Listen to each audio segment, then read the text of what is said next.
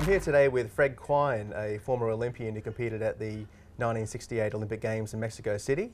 So how did you actually first get into hockey? Well, my father played and my two older brothers, George and Tom, played.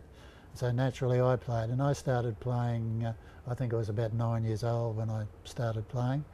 And I used to play for a club called Wilston, and then Wilston amalgamated with Ashgrove to form Norths in 1956.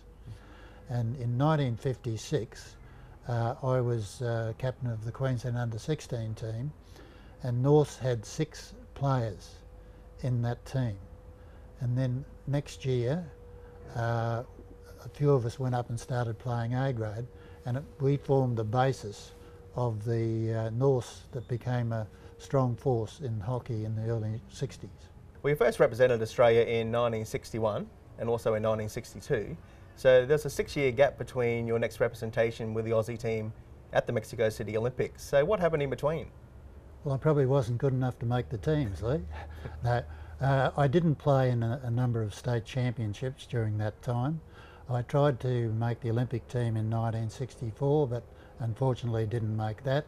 Then I made a comeback in 1967, made an Australian team that went to New Zealand but pulled out for personal reasons, and then I made the 1968 team. So what was it like having missed out in 1964? Did you think that you'd ever get the chance to go to an Olympics? It was very disappointing, but I thought if I kept on trying, maybe I would make it. So Fred, what can you tell us about your Olympic experience in Mexico? Well, Mexico is a very unique place. It's 7,000 feet above sea level, and you have to go over there about 2 weeks before to acclimatise to the conditions. And once you get acclimatised, you can either run faster or jump faster. And a chap by the name of George Beeman beat the world record in the long jump by 3 feet in his first jump. And that's the difference between Australia and Mexico. And how do you define it as a hockey player? Was it fairly strenuous on the body?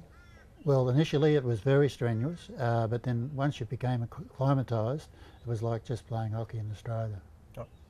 And Australia pulled off what was considered to be a near impossible feat by beating India in the semi-final match. They were virtually unbeatable in the Olympics, had won 7 of the last 8 Olympic gold medals, never missed a final. So what was that experience like? They were certainly a good side, and Australia beat them 3-2, and it was a magnificent effort. And given that victory, what was the expectation like going into the final against Pakistan? Do you think you'd entitled to be favourites? No, I don't think so. I think Pakistan were a wonderful side, and I think Australia did extremely well to finish up losing 2-1. So satisfied with the effort of winning the silver medal, or a little bit disappointed? Well, it is disappointing, but to win a silver medal is quite fantastic. And what can you tell us about that silver medal match against Pakistan? You went down by 1 goal. Well, it was a very close encounter. It's a long time ago, but from memory, I think it was 1-1 at half time, and we were just unfortunate to go down 2-1. And what was the, outside of the hockey arena, you got to see some other sports, including, I believe, some pretty magnificent feats in athletics. You mentioned Beeman, but what else did you see? Well, I saw the final of the 100 metres, which was run in something like 9.7 seconds from memory, and I was amazed at a high jumper by the name of Fosbury. He was the first man to create the Fosbury flop, and when he did his jump, I just didn't know how he got over the beam. And Mexico City itself, what was that place like? Well, it was a bit intimidating in the first instance because they had a fair few riots before we got there, and when we went to the opening ceremony, we had soldiers arm to arm with rifles escorting us to the stadium. And how's the experience in Mexico compared to playing in a place like India, where you went with the Australian team in 1962? Well, I think playing in the Olympics is just one above anything else, but as I said, the rarefied atmosphere made it different. In those days, these days you play on AstroTurf, and in those days we played on turf, which made it a lot harder to control the ball. But in India, You played on sort of a clay-based surface with very little grass, and it was very easy to control the ball. And I believe that the crowds over in India, they're just phenomenal. Yeah, it was fantastic. We played in a place called Ahmedabad in northern India, and they built a special purpose stadium for that. And the first day that we went to the ground, people were trying to knock down the wire fences to get in. It was completely full. You're a pretty handy cricketer in your school days. Did it come down to having to make a choice between hockey or cricket? It did. I retired from cricket at the age of 20. I'd been selected in the Colts team for Brisbane, but I worked for a public service department, and my boss said to me, you've got to decide, son, whether you want to be a professional sportsman or a public servant. So I decided, seeing as I was getting married shortly, that I should be a public servant. And unfortunately for you, by being in Mexico City in 1968, you actually missed out on your club team, Norse, winning their grand final there. So did they ever give you a bit of a jibe, thinking, you know, we don't need Fred, we can do it without you? Well, one particular bloke by the name of Kevin Back does. He gives me a jibe. But I give myself a lot of credit because I put our team through the Olympic training program, and unbeknown to me, I was doubling certain segments of the training program, and they were the fittest team in Brisbane. And with the Olympics coming to Sydney in the year 2000, you had a pretty special chance to be part of that with the Olympic torch relay. Yes, I did. I ran with the torch at Wavell Heights, and that was a really gut-reeling experience. When you march in the Olympics, you get a real feeling in your gut, and when I ran with the torch, I had the same feeling. And when it comes around Olympic time every 4 years, is that a special moment for you? It is a special moment. I like to watch the boys perform, but I must say that hockey's an entirely different game now to what it was when I played. We used to play two offside. There's no offside now, and we used to have a rule called obstruction, which doesn't exist now, and it's an entirely different game. Do you think that's for better or worse? Well, I think it's created a lot more goals, which makes it a lot more interesting for the spectators to see, yes. And a few years ago you had another great life achievement with being inducted into the Hockey Queensland's Team of the Century. What can you tell us about that? Yes, I got a surprise that I was selected in the Queensland Team of the Century, but it was a real thrill. And any other players of note in that Queensland Team of the Century? Well, I think I can name the team. Lou Harley was the goalkeeper. Wayne Hammond and Don McWaters were the fullbacks. Barry Dancer was the left half. Trevor King was the centre half. John McBride the right half. And the forwards were Greg Browning, Michael Brennan, myself, Graham Reid and Mark Hager. And to be selected from all the hundreds of players that have played for Queensland, to be in that elite group, must be a real thrill. It was a thrill, yes.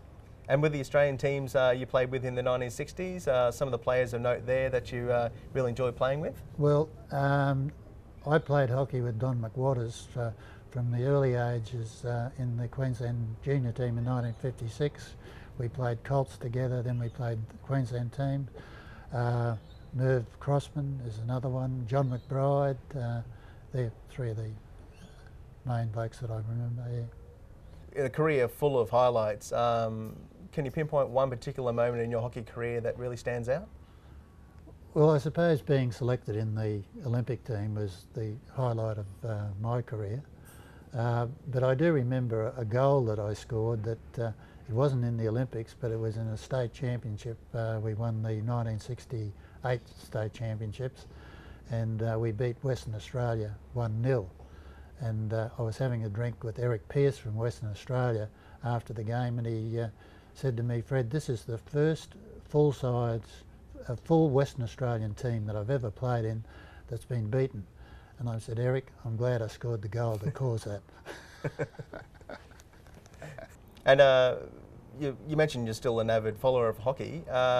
Where do you see the future of the sport? Well, I hope it has got a future. Some of the concerns I've got about it is that it's too expensive for kids to be playing hockey these days. It's only the rich people who can afford to have their kids playing hockey.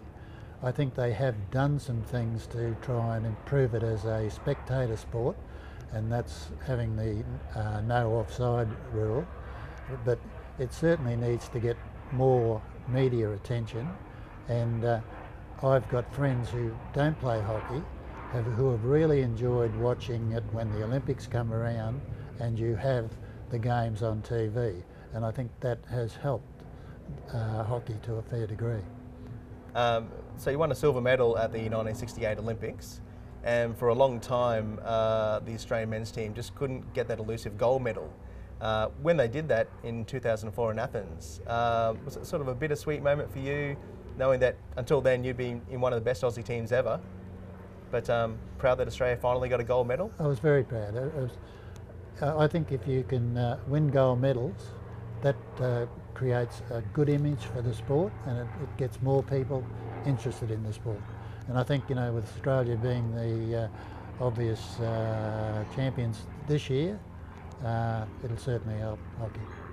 Yeah, there's a couple of grand final appearances for Norse in the 1960s and 70s. I think they only yielded 2 premierships. Do you think Norse should have won more grand finals? Well, we won in 67 and 68, and then in 1971 we had one of the best sides I've ever seen in Brisbane.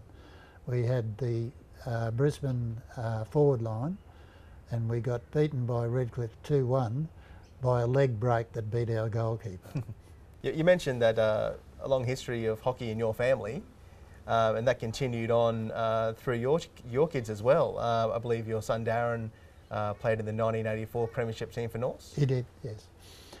Both Stephen and Darren gave hockey away at an early age, but both of them played in junior sides. Yeah, Darren could have been a really good hockey player, and so could Stephen. So Norse are back in the first division competition for men this year. What are your expectations there, and your opinions on their re-emergence as a force? Well, Lee, if they continue to culture their juniors, I just hope that they can get back to the strong force we were. Well, thank you very much for your time today, Fred. My pleasure.